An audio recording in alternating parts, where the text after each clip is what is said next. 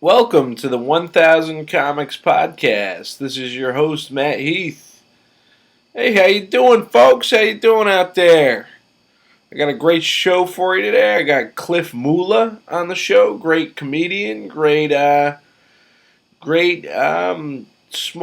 How do you say it? He makes these great videos online that you got to check out. So check out his YouTube page if you haven't already, or his Facebook page. He makes all sorts of creative videos that are hilarious. Before I get into that interview, though, I just want to talk about how Cliff, after we recorded, he suggested I go to two rooms I had never been to for stand up, and you know, I feel foolish that I haven't been to these rooms yet before because these are two great rooms in the Hartford area that I recommend to anybody. These rooms are amazing. Paul Gregory started this club about a year ago called Elbow Room in West Hartford, and it's like a legit comedy club. There's a upstairs bar area, and then you go down below, and it looks like East Village Comedy Club in there. It really feels like a New York comedy club, and it's right here in West Hartford, Connecticut, and I'm so glad I got a chance to finally um, to do the open mic in that room. I can't wait to do shows there. Paul Gregory, the guy who's running it, I'm gonna have him on the podcast soon. I've known him for years. My first year doing stand up was probably the same year he started. We both started at Joker's Wild together. So, I was like disappointed in myself that I haven't done that room yet, but I will be doing that room now. Not only that, Cliff told me I should check out this other room. See, I never go out on Monday nights. That's the thing. My schedule was different before, and now it's kind of changed up where I'm Monday nights free to go do comedy. And there's another room in downtown Hartford called Tavola at this Italian restaurant. It's pretty much. I gotta say it was fun. I had a great time. This woman A Plus Hollywood runs the mic there. I made a joke that I didn't, she forgot my name, because I had just met her when she brought me on stage. So I made fun of the fact that no one knows her real name, and she said, "What are you, the CIA, FBI?" And I said, "No, I'm the FDA, and I don't think there's real Italian food in this joint because it is a black-owned club." And I don't know if you're laughing at that, but they found it pretty funny in the audience there. Um, Moving on. Check out Elbow Room. Check out Tavola Monday nights, especially if you're in the area. Let me just talk about my book for a second. If you haven't bought any of my books yet on Amazon.com, we got Renaissance Men. We got Scared Out of the Dickens, and we got Pawnbrokers. They're all on Amazon.com. Just type Matt Heath into the search bar, and all my books will pop right up. Also, if you're a fan of my stand-up, you want to come see me, I'm going to be at Mohegan Sun Comics Comedy Club at Mohegan Sun, 9/19, Thursday, 10 o'clock. Come out and see it. Please enjoy my interview with Cliff Mula.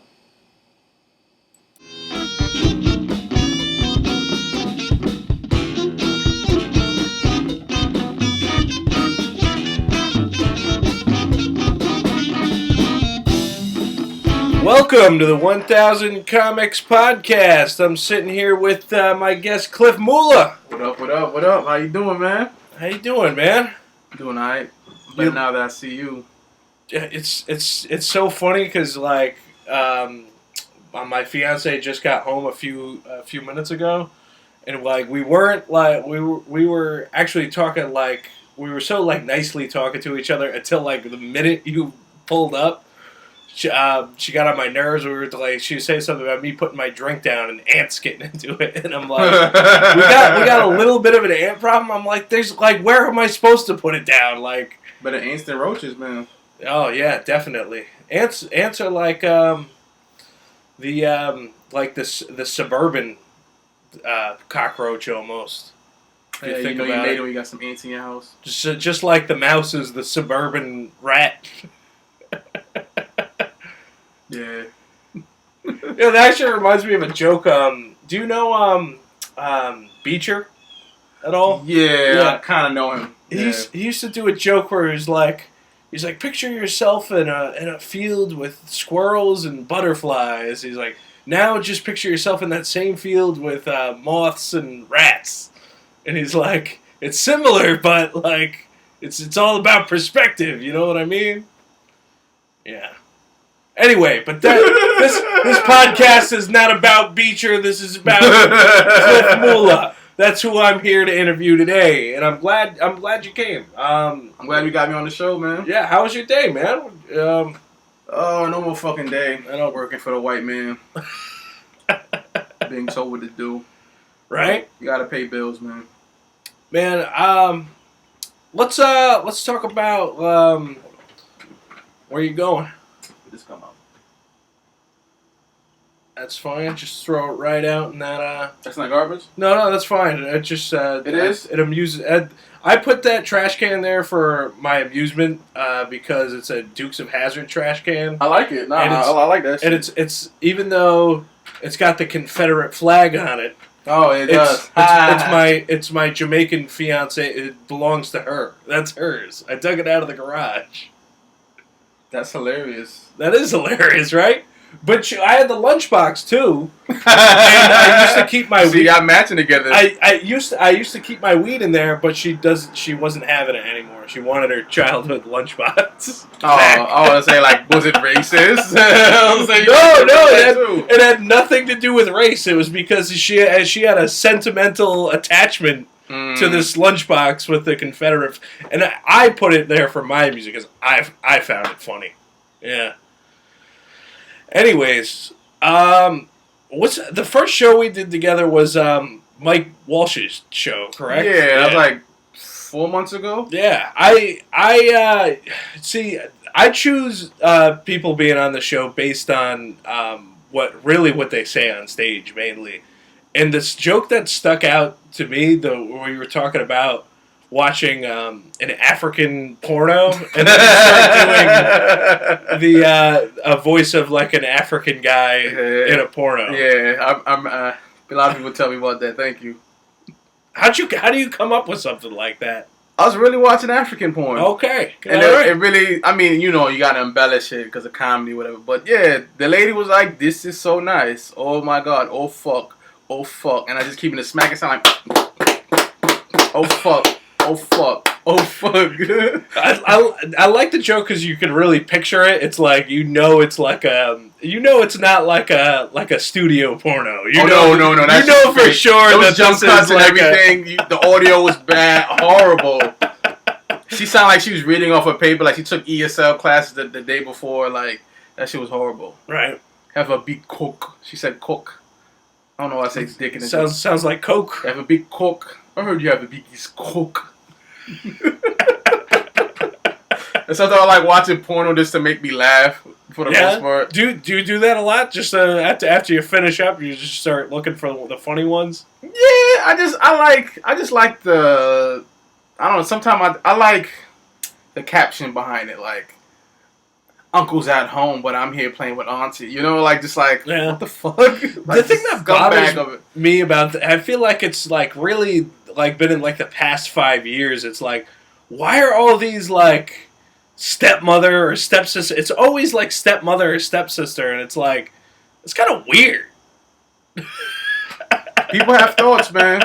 People have thoughts. Yeah, but I feel like that just the fact that those are very prominent in the past 5 years, and school shootings, I feel like they somehow go hand in hand.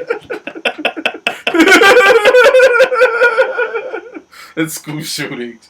Yeah, You have a point there. You have a good point. I never even thought of it like that. I think, I think it's just like I think it's like it's kind of like how I'm trying to explain it. It's kind of like the taboo-ness of it. Like I shouldn't be doing this, but technically it's not that bad. Yeah, but how far down the rabbit hole are you willing to go? It's like, yeah, I guess a porno like that is okay once in a while, but when it's like every friggin' thing in the feed is like stepmother, stepsister, it's like what is wrong with people? You know, you gotta give people what they want, man. People wouldn't buy crack. People wouldn't sell crack. But it's like people don't want to buy it. You know, I don't think I'm watching the porno based on the story. I'm just looking for the sex. You know what I mean? People are into weird shit. I remember I was watching porn, and I like watching like amateur porn. Right. I like people with like a camera phone in the dream, like right, like when they have their whole porn series. And there's this guy, I forget his name. I think he's maybe from like Philly or some shit. He was going around recording himself fucking crack whores raw dog. Oh my god. I know, but it was like, why am I watching this? I didn't beat my dick to it, but I'm like, something about this is like, yo, this is fucking. What was crazy. The name of it? The Quest for AIDS? Or? I don't know. It was like some like chubby guy, some chubby light skinned guy, and he was just going around like he'll give him like literally give him money give him like $8 and like just bend them over and fuck them like the most horriblest looking crack whores. And I watched maybe like 4 or 5 videos of it. Woof. Yeah, and I'm like, what's wrong? I'm like, what's wrong with me? But I'm like, what's wrong with him? You know. But at the same time, I like how you stopped 4 or 5 videos in. It's like you're disgusted, but like it's like watching a train wreck. You have to. Like, yeah. It's like you watch somebody like break their leg. It's like, ooh, I don't want it to happen to me, but it's like I still watch it. Oh my god, the internet. And the other thing I really wanted to talk to you about was your videos on the internet, not the pornos. Obviously, I don't know if you have any. I have some, but I'm gonna keep that to myself. But mainly your comedy videos is what I wanted to talk to you about. I think I was first introduced to your comedy down in Florida when I saw the video of you. And it was another gentleman, and you're driving in a car. You get pulled over, and it's Mo Green the cop that pulls you over. This video is hilarious. I don't know where you came up with this, or what was the process of making that like. That was just. I think I was smoking weed with somebody. I think a female. Because a lot of these videos are just things I just say regular life. I might say it one day, and then like 5 months later, I'm like, you know what, that was funny. I'm gonna try that. Does it ever sprout from a joke that you said on stage, or is it just like a sometimes half and half? Sometimes most of it is just weed and conversation. Like smoke weed, have a conversation, and then like a light bulb just hits me. But I think I was talking to somebody, and I think a cop was like pulling up, like driving fast, or like paranoid because we're high. I'm like, oh. It's like, yo, if anything happens, I'm going to just pretend I'm gay, because gays got more rights than blacks. And then, like, the person laughed. I can't remember who it was. I'm like, oh, that should be a video. But then, like, a few months later, I just end up doing it. It kind of reminds me a lot of the Chappelle bit where he's talking about how transgender, it's like, don't talk about transgender in front of black people. And, yeah, it's just like, it's a funny premise, and I'm glad you ran with it like that, because I laughed. When Mo Green starts acting gay in the video, it's just like that's when I started cracking up, and I was like, these guys know what they're doing here. Where'd you get the cop outfit for him? I bought it at I think Party City, or maybe online. I got a lot of like costumes in my room. Like I got a lot of like wigs and like.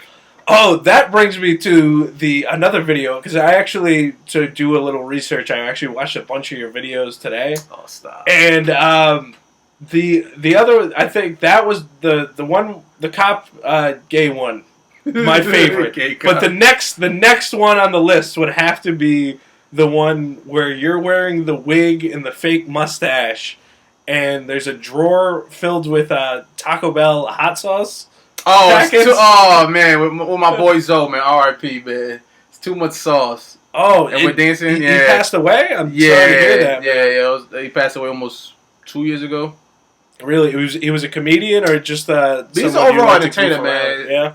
Yeah, look up Gangsta Licious on YouTube, man. Overall, just gone too soon. But yeah, I did that video at my brother's house, and it was just one of those ideas. Like my dad had fucking hot sauce, had a whole bunch of hot sauce packets in the drawer. And I'm just like, so are you kind of playing your father in the video, or no, he doesn't have a mustache and an afro. He kind of looks more like the dad from Family Matters. He looks more like him. I don't know. I just thought it was would be sillier if I did that. Yeah, I brought back some good memories, man. I had fun making that video. Yeah. So that was already an existing song, right? Oh yeah, from Future. Right, Too much sauce. Too much sauce. I just said it once. I was like, that could be. I was another just idea like, oh, that could be a video. So that's an actual drawer in the house. You open it up. Yeah, open it up. I was like, it's too much sauce. It's really that much sauce. No lie, it's too much Guys, sauce. please pause this podcast and watch this video before listening to the rest of the podcast because on your how do you get to your YouTube page? It's Cliff. It's Clifford Gene. Just look me up on Instagram, Cliff Mula. If you type in Cliff Mula into YouTube, that's then you can. It's his full name as the page, but click on it, scroll through the videos, and I'm pretty sure the image is you with the fake mustache and the thing about the video is it's something I probably back in the day when Chris Farley was on Saturday Night Live. Mm-hmm. Whenever there's something where someone's wearing a ridiculous fake wig and it falls off. And you don't break character. That is the funniest thing in the world to me. It's something Farley used to do on SNL all the time. But it's just, I love it because it's almost like it's like your character wears a fake wig. Yeah, that's pretty much why people were like goofy. It doesn't make any sense. Sometimes people are like, yo, why would you do this? Like, yo, fucking why not? Let's get a laugh. I'm pretty sure the mustache falls off at one point, too. Yeah, it does. It's on the counter. If you look closely, it's on the counter. But I kind of like imperfect things sometimes. It's oh, my God. And that was by accident, too. Like, it was like, oh, shit. Before when we put it out, I was like, oh, there's the mustache right there. But there's funny. There's a video I haven't watched yet that maybe you haven't published it or put it out there yet, but I just had Mega Harrison on the podcast. Oh yeah, and I haven't seen any of the videos you've done with her yet. What was that one all about? This was a couple weeks back. Yeah, I still ain't put that shit up, and I've been kind of slacking on that. But all right, so there's no spoilers involved with this, or should we? I don't care. I mean, all right. I kind of want to hear about it. The premise is me and Ish are serial killers. Okay. And we're checking houses to see if bodies are still dead. So like, it's pretty much based on race. Like, oh, how are we gonna know if this person's dead? So, boom, white girl. We have a white claw. She wakes up. Then one white guy, my friend Alex Tomaselli, we're like, how we gonna wake up this white guy? So I sing the song "Sweet Caroline." Right. And then that's pretty much it. So on and so on and so on. You know. I've noticed that you use just old music, and because I also watched the one where it was a New Year's and it was like a guy was getting ready to kiss you, and you stick a Hershey's Kiss in his mouth. Yeah. I forget what song. Oh, you used the Kiss me. Yeah. Hey, you really did some research, man. Yeah. Oh well, I was watching The Price is Right this morning. And I was like, all right, I'm bored. Cliff's coming over, so I'm gonna try to watch a lot of his videos. How'd you think of the one where it was like the tax season one? The guy, the hood guy borrowing money for tax season. That was just based off like a Facebook joke, honestly. Like, yeah. I see a lot of I got black friends, so there's like, what are bum niggas and bum baby father, and he's like, oh, what are you doing, borrowing the money? So I just like, I should be scared. Right. I just pretty much did that. I don't know if I can do that, You know what you should do? Have you posted any of these to the Funny or Die website? No. You should really do that. Because it's free to do. You can make your own page and you could upload these. People will vote Funny or Die. Oh, for real. And I think just take the best of what you got. Right, yeah. Funny or Die. It's Will Ferrell's website. Oh, it is? Yeah, it's I did not know that. Yeah, I think it's funnyordie.com, but it's all just the I'm sure you've seen some of the Will Ferrell's just like YouTube videos, but it's a lot of people have become, even get work in comedy from, posting these videos, and it's like I have a lot of respect for people that just want to put like online, content out there to, try to get, just try to get their image out there. Yeah, get a fan base. I think like the best example of someone who made it big from that is Donald Glover. Yeah. He got the job for, I don't know if it was Community or whatever his first like real gig was. It was from people noticing like things that he just put on the internet. Yeah, that's definitely something I would like to do one day. Just get a fan base. I don't need to be like super famous. Just make some good money. And just having good content out there, it's just something to be proud of. Other than like stand up is like, I mean, sure, stand up is great, and it's like the bare bones of comedy, but like it's great to go down other avenues. You know what I mean? Yeah, funny is funny, man. I'm just pretty much inspired by like Dave Chappelle. Yeah. Yeah, I remember we're like the same age, so you remember like in middle school when that shit came out, and yes, you need something to talk about, or you just was a cornball, Yeah.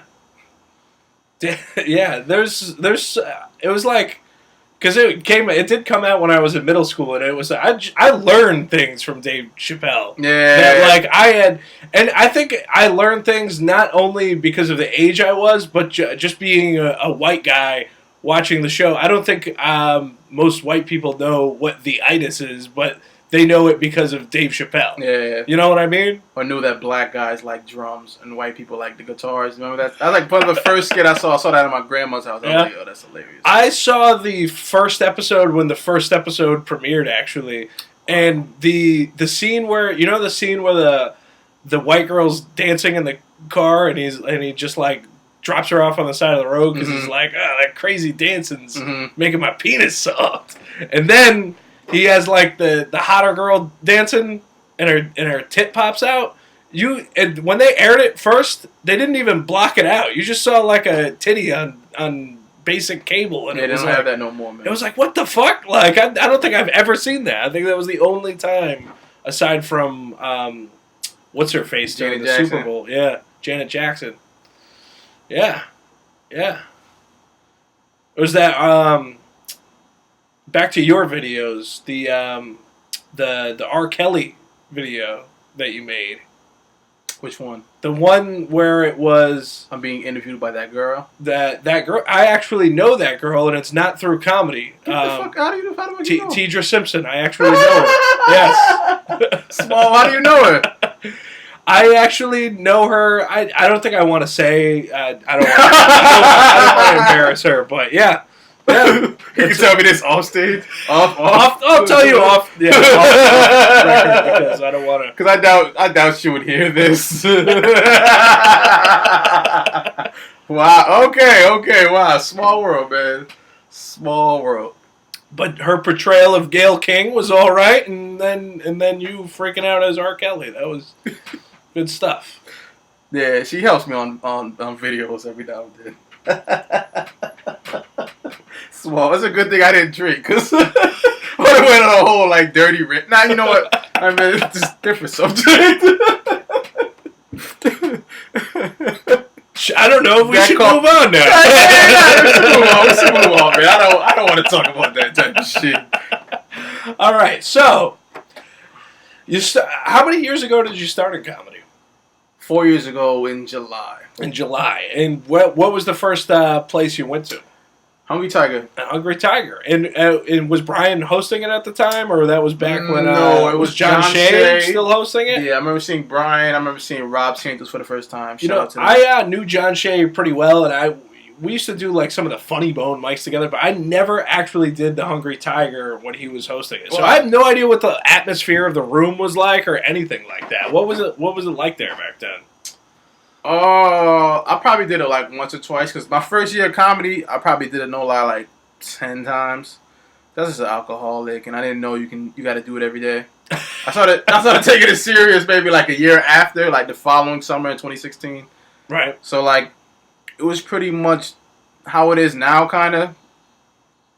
No big difference. All right. Okay. I remember Adam Branson would be there though. You remember Adam Branson? Adam Branson, yeah. Yeah, he would just like just do crowd work and be like crazy. I remember that. That was like my first experience. What do you think your like set was like back then? Like what like your first year like jokes? Do you think you like were you the type of person that like you thought you were like hot shit and then looking back on it, you know? One of my first few mics I did at the Funny Bone, and I came out with so much energy. I was like running across the stage like Chris Rock. And I was like, because I was so excited, I didn't know how to handle it. Yeah. And then I was in the car with my boy. We was back to getting drunk. We was going to get drunk in Bloomfield at his house. And I'm like, yo, I killed that shit. And he's like, no, you didn't. Like, the straight face. And it kind of bothered me for a second. I'm one of them type of people I can take criticism. Right. Like, I don't like it, but I sit there and like, oh, did I? I was like, oh, I didn't. So, like, I made it in my mind, like, all right, one day he's going to tell me I did. And then, like, a year later, we did some, we went to, Pat O's show at, Comics. Right. And he was like, yo, you killed it. And he bought me some drinks. He was all happy. So, but it's good to have like an honest friend in your corner like that. I'm very honest too. Because I want you to be honest with me, like, because there's totally people that will tell you like just what you want to hear. Oh yeah. And then like it inflates your ego, and that's not good. And then you don't get better that way. Yeah. So it was good that you had a friend like that, and that friend doesn't do comedy, or just a friend of yours that. That's the one that did the skit when I hand him the Hershey's Kiss. Oh, okay. Because he was like a film major in college, when I met him, right? Stuff like that. Is he kind of the mind behind some of your videos there? Or? Oh, I mean, I definitely get help by some of my friends. They might add things because I mostly have like a big idea, and then I'm like, yo, let's just add shit, and then like let's say somebody, I'm very like I write things out, but I like improv too. You might say a line, so I'm like, yo, that's funny, let's just keep that. Try and keep it as organic as possible. Right. Man, I feel like I want to get into like some deeper questions, but you got some kind of like you just like have this stare about you like when there's a lull in the conversation. It's like, all right, what's next? I mean, a little bit. I'm excited. I'm trying to be like a podcast. What the fuck is the point of this podcast? Nah. I like you as a person. I wouldn't agree to do this shit if I didn't like you as a person. No. All right, let's see. I feel like I need to get a couple drinks in you. Yeah, fuck it. Yeah, give me a drink, man. Fuck it. You know what? All right, tell the podcast listeners any dirty story you want while I'm grabbing you a drink. Any dirty story I want. All right, so I never been in a relationship. I never been in love. But I remember I was fucking with this one chick, man. She had everything going for herself. It was too perfect. She had everything, man. Nice smile, big booty, light skin. She had a boyfriend. Yeah, man. She had a boyfriend. And her boyfriend was such a good guy. She would drive this bitch up to my house. I would fuck her. She'll hop back downstairs and hop right back in the car. You know what's worse than that? When Mufasa died of Lion King. I don't know. That sounds so written. What happened when Mufasa died in Lion King? No, I was talking about how like this girl would have her boyfriend drive to my house and I would fuck her. But we would smoke weed in the front door. We would smoke weed in the front of my building. Right. Or walk to the back of my building because I got the front door key. I'd fuck her. She'd hop back downstairs and then I'd drive off with her man. Wow. Yeah, that was like 5 years ago. That's pretty heinous stuff. I know. But what does that have to do with Mufasa? Now, I said, you know what's sadder than that? When Mufasa died. Okay, I got I'm pretty much trying to do a bit. I took my fiance to see the new Lion King. Did you see the new Lion King? It was all right, but like she had never had any experience with the original Lion King. What the fuck? So how old is she?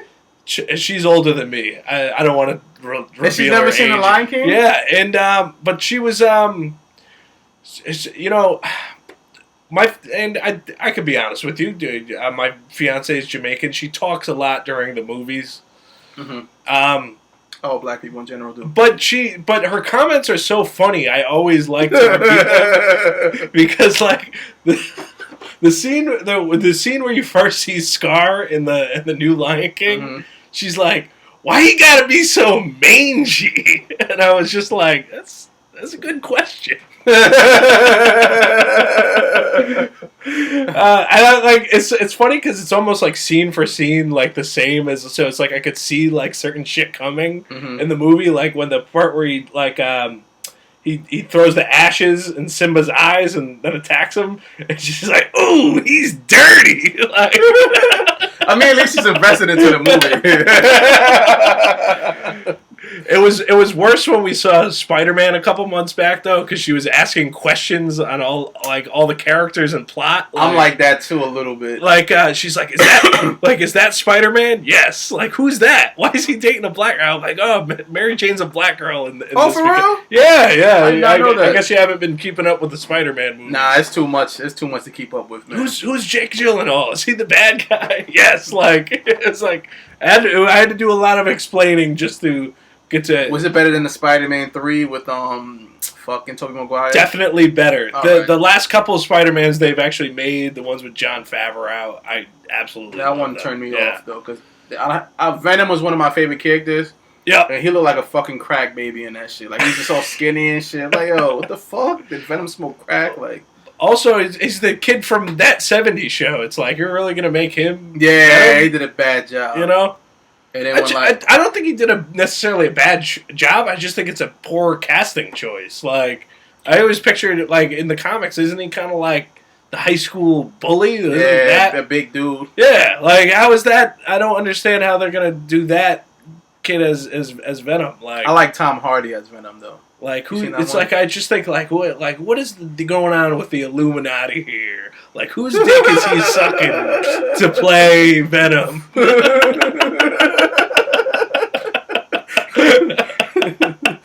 Dick is always funny. Oh, jeez. So, who were your heroes in comedy growing up? Dave Chappelle. We already talked about, but anybody else? I get a lot of my influence from Patrice O'Neal. Patrice O'Neal? Yeah. I love Patrice O'Neal. I just love his honesty. I love how it seems so conversational. It's interesting. I've been listening to Bill Burr's podcast a lot, and he will tell Patrice O'Neal's stories all the time because people keep writing him letters to tell more Patrice stories. So yeah, he was going too soon. Yeah,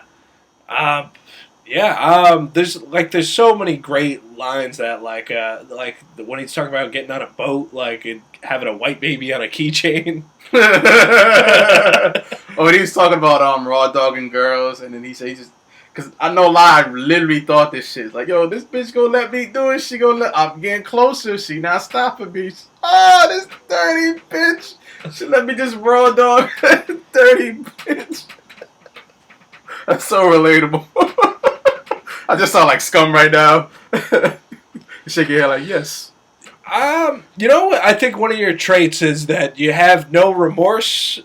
Or I don't know, maybe you do, but like, or maybe it's just seemingly have no remorse, and that's... Oh, for what I say? Yeah. Yeah, I mean, that's one of my inspirations, Patrice O'Neal, like, speak your mind. I don't think I'm a bad person, but I'm honest. But it's like, I feel like to do something. comedy, it's important never to feel bad about what you say. Because if you do, like, we might as well just friggin' give up. Oh, yeah. You know? I'm not going to say things for shock value, but I still want you to get enticed in what I got to say. Because, like, you know, we watch comedy, we watch open micers, and, like, you got to, if it's like 20 people, you got to get me within 30 to 45 seconds. You got to say something that's like, yeah, I want to hear more. It's almost like they say, like, reading the first, when you read a book, like, you got to be hooked by the first, you got to hook. Yeah. Writing a book, you need to hook them in the first page of the book to keep them going. So it's like your first page better be good, just like your first, joke or first couple jokes better be good. Have you dealt with, like, people saying I'm offended and stuff like that? You know what? Because you're not a clean guy. You're not like, I don't think you're, like, raunchy or dirty, but you're not, like... You know what? You know what I mean? I don't think I wouldn't describe myself as a clean comic, but I don't swear a lot on stage, I don't think. I guess once in a while somebody might be offended. I think just people are more offended in general now, though. Mm-hmm. Have you noticed this? Oh yeah, I've definitely I've come across a couple of people that said they were offended, and I'm not gonna say the name, but I was at an open mic, and I was doing this joke about how like black guys like chubby white women, and every time I see a chubby white girl, it's like my nigga senses start tingling. So like I do like I'm moving the mic stand around like it's a sonar like Right. so after I'm doing my set, the chubby white woman gets up and she's like, "Oh Cliff, I didn't like the joke you said about chubby white women. I'm kind of offended, but it doesn't even matter because I want to sleep with you." And it's kind of like, yo, I didn't say you were a chubby white woman. I just said it's Was she true. a chubby white girl? Though? She was. She was. She was. And a few months later, I seen a comic, black comic. Hold up. Before you tell the next story, I just want to interject on that last story. She was flirting with you. No, she was not flirting. The tone in her voice. Yeah, I think you messed that one up. No. She was not. She was not. The tone in her voice. I know this. She was pretending to be offended. She was offended. I'm not gonna give any names, but she was honestly offended. She's one of those comics that just sensitive. Right. But anyways, another black comic makes a joke about how black guys like chubby white women, and she goes in the crowd. She goes, "Woo, yay!" So it's kind of like I found out sexist because it's like, yo, you find this guy more attractive than me, but you like what he said, but not what I said. You know what I mean? I think she likes you more. No, that's bullshit. She's putting up the guard because if she didn't like you at all, she wouldn't even listen to what you had to say. Yeah, but she was a host at the mic. Oh, okay. Not trying to give it away. Well, all right. So, all right. You know what? I think we're digging a little too deep here.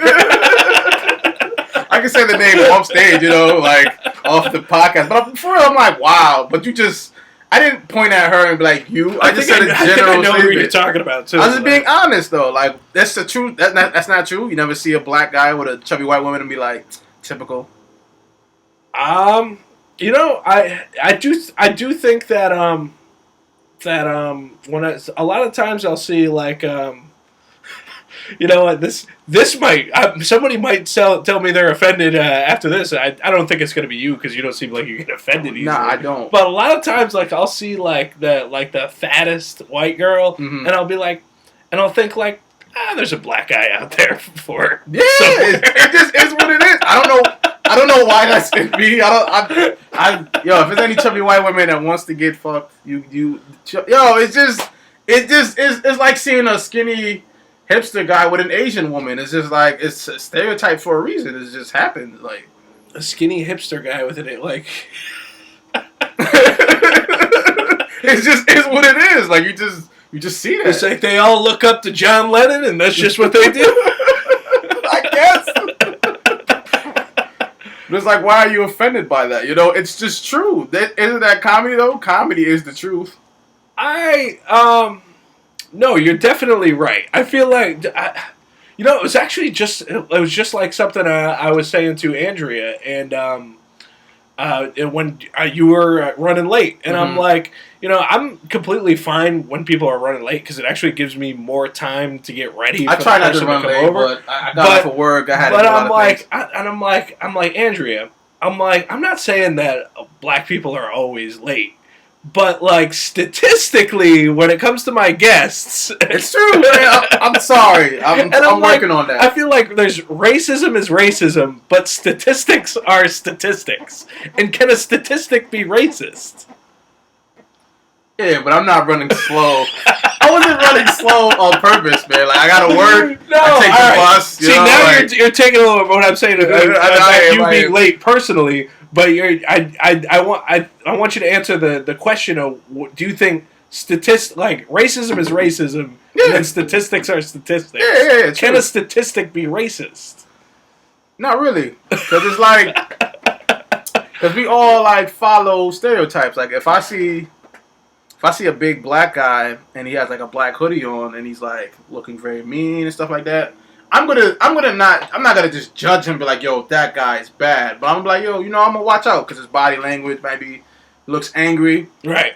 But same thing, I see a white guy with a bald head and 666 on his forehead, I'm like, okay, I gotta watch him too. You know what I mean? It's the same thing. What you just said actually reminded me of one time I was delivering a pizza. And it's like in the middle of the night, and I get out of the car. I didn't realize somebody was like walking down the street, like right next to me where I pulled up, Mm-hmm. and it just like startled me. And it was a black guy, so I was just like, huh. And like, and the guy, as the guy's walking by, he just looks at me and he goes, people are all different, man. And I'm like, oh, he thought he thought I jumped because he was black, but I just jumped because he startled me and I didn't realize there was anyone there. Yeah. And like that ran through my head like for a second, and I said, "Oh, how you doing, brother?" And he was like, "Oh, hey." Like so, it was like it's like I feel like there's misinterpretations a lot, but it's like But he has that in his head already too. Like, oh, this white guy's probably afraid of me because I'm some big black guy. Y'all both fucked up for that. You know what I mean? I'm not saying like you thought that, but it happens. Right. I don't know. Like one of my first jokes I ever made, it was at Joke Was Wild, and I was talking about how like, cause I talk about hanging out with white people and stuff, drinking. That's pretty much my late teens, early 20s, and I was talking about like how at a party there'd be like a 19-year-old girl that's like 100 pounds, and she'd be drunk and fall on the floor. And then I was like, oh, I can't pick her up because people gonna think I'm gonna try and rape her. And like that shit got bad quiet. It got bad. I kind of liked it, but I was like, ooh, I didn't like it at the same time because it wasn't a funny joke. It was not. But I think the wording of the joke is bad just because it's like, well, yeah, the word rape. Well, why are you picking her up? Are you picking her up just to get her off the floor? Or? Yeah, but I'm saying I've seen that with my own experience. Like, I get it, guys are creeps, but like I'll be at white parties and like I'm very good on body language. Like I don't like corner a girl. Never did that. Like I'll probably have my back against the wall and she'll be like more towards the door. Right. And I'll be like probably smoking weed, having a drink in my hand. We're laughing, talking, and the girl might come up. Melissa, are you okay? Are you sure you're good? It's like, what? Like, what do you mean? Yeah, she's good. Don't you see she's laughing? I'm not like groping her. I don't know. That's just things that I've noticed. It's probably because you're a scary black guy. It probably is. But that's like bullshit though. But like I'm smiling and I'm not. I can see if I'm like looking menacing. You know what I mean? Like I just said about the guy. But if we're both laughing and enjoying ourselves, I don't know, man. and I'm not inappropriately grabbing anybody, I'm like, what's the big deal? What is the big deal? I don't know, man. It's such like a because I get it. Girls have to be protective because guys are creeps. There's creeps out there, but it's like. All right, I get what you're saying. I think the thing that I'm hung up about is I don't think it's actually just a race thing. Like with that, I feel like every guy has been in the scenario where, like, at a party or whatever, and like maybe they had too much to drink, and then they'll treat you like you're a creep. Or what? A woman will start treating you like you're a creep when all your intentions were innocent. You know what I mean? No, I get. They have to be on guard about shit like that. Don't get me wrong. But like sometimes you can just read something. And don't get me wrong. I've been drunk and said asshole things to women like, "Oh, you got big titties, bitch." Stupid shit when I was like 21. I'm not gonna say that like I'm an angel. I feel like I'm an angel, call them dumb bitches and get in arguments with them. You know what I mean? I've been down that road before too, but I don't know. It's weird though. I feel like it's the way guys are just brought up by other guys too, where it's like we're almost like taught from like an early age that like be an asshole to women and they like that. They when do. It's like, most of them do. It's like I feel like it works, but it only works short term. You know what I mean? Like it's like you can only be an asshole for so long before like a woman doesn't want to be around you. Yeah, I remember I was at a bar and I was at I think Russian lady, and I'm down on my phone texting, and I'm drunk as shit by that time, and she calls me a homo, and my friend's like, yo, this girl just called you a homo. So, like, quickly I just said, fuck you, you fake Anna Faris looking bitch. And, like, she looked like Anna Faris, so, I mean, you gotta be there. So my friends, run off and start laughing because it's true. And then she's like, I'm like, fuck you, you asshole. And she starts getting closer to me. And right when we're about to, like, make out, her friend, like, grabs her.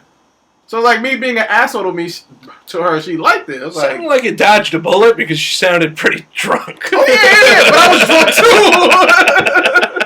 too. We'd have probably been kissing all sloppy and shit, but that happens, you know. Like that does happen, but it's also I feel like it's like this day and age, or it's like I feel like 10, 15 years ago, it was like the moral code was like if you're drunk and like the chick's drunk, then it's cool.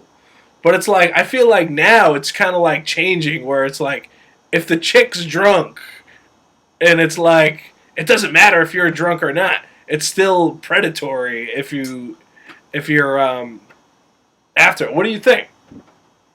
it depends though, cause like I think I'm a functioning drunk. Am I the best? Can I do math homework when I'm drunk? No, but like if I'm not, I mean, don't get me wrong. I had a girl. I just have a lot of experience with girls. God damn, I'm a whore. But this one girl, she was like, "You want to come over to my place?" And she was kind of like stumbling and stuff like that. And I was like, I'm turned off because it was like you don't seem functioning. You know, it's like different levels of drunk. Right. She was like, you're not gonna drive me home, kind of drunk. But we were chilling on a college campus. And I'm just kind of like turned on by it because she was kind of like all over the place. You know. Yeah. Like them wacky inflatable guys. Like just like I was like, ugh. Yeah, I don't know. This is definitely a post Me Too conversation that it almost like needs to like happen. You know, like new conversations about shit like this because it's like are the women changing the rules on us now? I don't understand. Yeah, but I feel like I'm also glad I'm not single.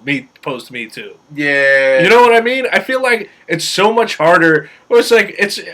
But sometimes it's like I'm a single or I'm a white male in America. It's like no one wants to hear how hard it is for me. But at the same time, like I feel like now you guys got it hard a little bit, a little bit. But I think it's just like that women are completely changing like the rules now. But it's like I need to see these rules. I don't know what the changes you're making are. So but please inform me. You know what I mean? A lot of it though, I see from my perspective, like I would never do that to a woman, like drug them like Bill Cosby and shit like that. So I be thinking like, what, people do that? You know what I mean? Because I don't do it, so it's like right. I don't see it. But that's it's like I didn't know. I was like, I didn't even know this shit went down. I'm actually not talking about like the heinous, horrible things that happen. I'm talking about girls that bullshit. I'm talking about the things that like women are posting now, or like you read in social media, where it's like on the fence. Like I don't like where it's like it seems like every woman has some kind of complaint. Where it's like it honestly kind of annoys me sometimes. Where it's like if you were actually like raped or sexually harassed. Like, what are you complaining about? And like, why am I supposed to care? You said if you weren't. If you weren't. Oh, they said. Oh, that's if you was. Like, oh, okay. No. Took it left. No, right there. I. That's what I'm saying. I completely care, and I think that the people that were actually raped or sexually harassed, you do deserve, Oh yeah. To get justice for all that. But I'm talking about the women that aren't. The women that aren't, but still have something to complain about. What are these? What's the deal with these complaints? I mean, and why should I care about them? You can't control how somebody feels. Like what I was talking about the story with the chubby white girl. She felt bad, but later on that story is like kind of like no, you didn't find me attractive. That's what I really think. Right. So you didn't like me because you wouldn't fuck me. You want to fuck my friend. But that's a perfect example of what I'm saying. If she had taken that one step further and like made a social media post like I don't like Cliff Mula's comedy. I think it's offensive to chubby white women or whatever. It's like that's the kind of thing I'm talking about. Where it's like, well, why should I care?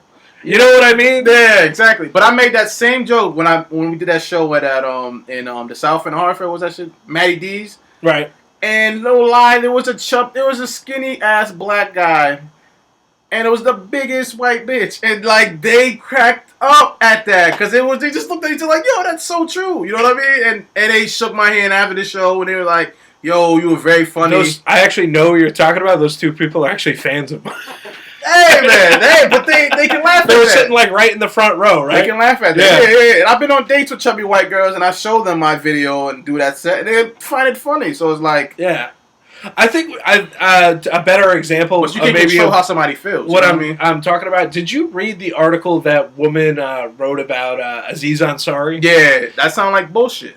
That's what I'm talking. It's like, why should people? And it's like, but it's like, it also blew up, and even though it's bullshit, it still blew up and got a lot of attention. So why should people? Why should I care about this shit? From what I read, I feel like. Just what it was. Because you had a bad first date, yeah, I need to care. I talk to a lot of women. You know what I mean? Because like even when I talk about like there's women that I'm friends with and I go over jokes with them and like how do you feel about this and try to get a response. I don't want to hurt nobody's feelings, but as you can see, I'm a blunt guy. I'm gonna tell her how it is, right? But it's never to hurt. I'm just honest, right? But like this, a lot of women said it was a bad date, so I'm like, yeah, it did sound like that to me. But I feel like the girl. She fell in love with Aziz Ansari, the character. She didn't know that he was just another scumbag that's using his fame to get ass. Yeah. There's nothing wrong, because I want to do that shit, too. I want to fuck groupies. I want to fuck groupie ass bitches. But the fact is just like, I read the entire article. The woman wasn't raped. She wasn't sexually harassed. And he asked, can she leave, And she willingly, performed oral duties on him, like he did it back, and he returned the favor. So it's like it sounds like you're angry because he blew you off, not because thought he was a nice guy, treated you like a groupie. But like, I feel like the thing is with the Me Too movement, the Me Too movement should be like completely reserved for the women that were actually raped or actually sexually harassed, because the rest of the women are deferring, from the actual cause. But I think in that letter she used a lot of keywords, because I feel like that's like the important thing. Like I just talked about how like girls would think I would rape her. That's like the keyword. Like they hear rape and that's it. Right. But I feel like she kept using the word uncomfortable. So like this girl that's gonna relate. Like, oh, guys made me feel uncomfortable, but it's kind of like a vague statement, like what's uncomfortable. You could be like, oh, you look nice. Oh, I'm gonna feel uncomfortable because maybe you're just ugly and she don't want to fuck me. You know what I mean? Right. But then it's uncomfortable, like, yeah, that's some creepy shit, like, groping a woman at work and inappropriate hugs. That's definitely make you feel uncomfortable. But that's such a... Yeah, but like, it's if my fiance went on Facebook tomorrow and said, like, my fiance made me feel uncomfortable when he was leaning on my hair by mistake when we were having sex, like... But you guys are having sex.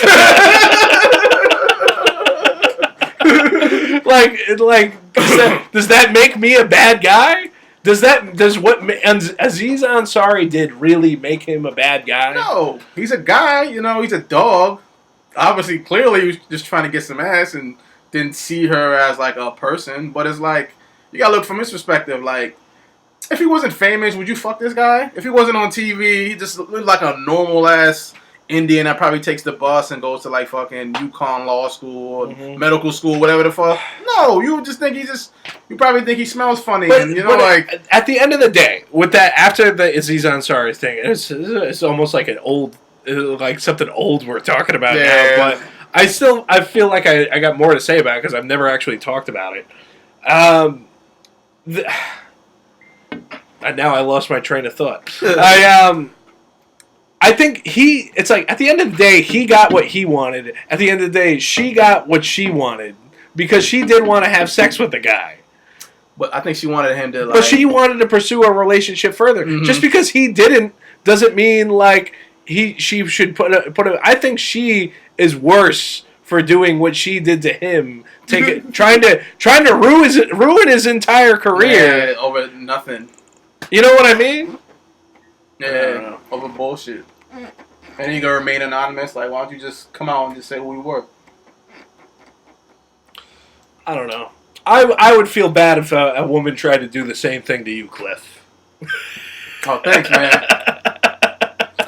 I try to keep... I might not do anything about it. Oh, yeah. I might just talk about it on the podcast. Oh, yeah, fuck it. It's funny. It's funny, man. I'm a little bit of a slut. I'm a little bit of a slut bag whore, as you can probably tell, but I try to do things with class, man. Like I'm very upfront with people. I don't lie. I don't like the bullshit. So like you gonna know what it is. You know what I mean? Right. Because I really believe in treating people as I want to be treated. Like I don't want to waste a girl's time. So I'm like, listen, we could be friends. We could be cool. If you want to find somebody better, I understand. How'd you grow up? Were you raised religiously or? I mean, I went to church. I grew up Haitian, but I didn't. Church wasn't for me. I just thought it was boring, and Right. I was one of those kids. Like I just have questions. Like if this is the house of God and God's all seeing, why you can't see me be good in my house? You know what I mean? Like why I got to go there? Yeah, I don't know. I used to hate that. I used to just go with my grandma. But me and my brother would just go with her just because she was like lonely, you know. Right. Have somebody. Oh, I brought my grandkids, but we didn't want to be there. Right. But I do believe in a higher power. I do believe in God. I do believe in like karma. But I don't think you're going to hell for eating fish on a Tuesday, you know. So it's just you and your brother. That's the only sibling you got. I have one sister in Haiti that I never met. Really? Yeah. Okay. Are you ever going back to Haiti or? No. I never been to Haiti. No. You think you ever might or? Maybe one day. No, I'm not. I don't want to like disrespect my family or anything, but I don't come from a very close family. You know. I got you. Okay. I'm very like. I'm very like. Some uncles I like. Some is like I walk by you and I talk to you because I don't got time for forgiveness. You know. Okay. Sounds like you've had a bit of a rough past. I want to say rough. Like I didn't like. Not rough to the point like, you know, my mom would burn cigarettes on my forehead. Or like, you know what I mean? Or kick me down the stairs. But yeah. I definitely grew up a little bit like, it wasn't the best. Did you have a good relationship with your mom? No? Dad? Not really. I don't really have a good... Yeah, they're still around. I don't really have a good relationship with my parents like that. But it's not like... Don't get me wrong. If some people's going to kick my dad's ass, I'm going to go fight for him. You know what I mean? Because he did raise me, put food in my belly, you know. Right. All right. They in Connecticut here? Or? Yeah. What about fucking A? Where do we go from here, man? I don't want to go through like some whole sad. I already get to like the deepest questions. So ask me whatever you want, man. Fuck it. What do you plan on doing next with comedy? What's your like future plans for comedy? I want to be as big as I fucking can. I want to just make money off of this and. I want to do a lot. I want to do films. Yeah. Yeah, I just want to be like, I don't need to be super, super famous, but I like to do a couple specials and stuff like that. I definitely want to leave my mark in comedy. I think you'll get to it if that's really what you want. I'm not too focused on the money, but I don't want to work for people at 40, you know? That's true. I don't like being told what to do. What do you do outside of comedy? What is your... I work for a temp agency. A temp agency. Like yeah. I work for a temp. That's how I substitute teach. But like, what do you like? I do a lot of general labor jobs, like a lot of like throwing out trash and like lifting boxes. I help like that kind of temp agency. Put stores together, like fixtures and all that stuff. I've done a lot of random shit. I've done like dishwashing. So when you came in, you said you just got off from working for the man, like. That sounds pretty much exactly what you do. Yeah, pretty much. But it's definitely I got funny stories from comedy, because the temp agency is a lot of like former convicts and like drug addicts and stuff like that. So it kind of makes it funny. And I work with like since it's a temp agency, I work at different job sites and there's like people from the South. Yeah. You know, it's crazy. Just have conversations with people. How did you end up in Connecticut? By the way, if you're originally from, Haiti, I'm not from there. My parents are from there. Oh, okay. So you were born in I was born in Hartford Hospital. Okay. Yeah. Were you born in Hartford too? I was born in Middletown. Oh, all right. But so you grew up here in Hartford. What high school is that? I went to Hartford High and I went to Weaver High School. Yeah, Weaver High School. So two different high schools. Yeah. Why the switch? At the time, I had hoop dreams, and I was trying to look for something different.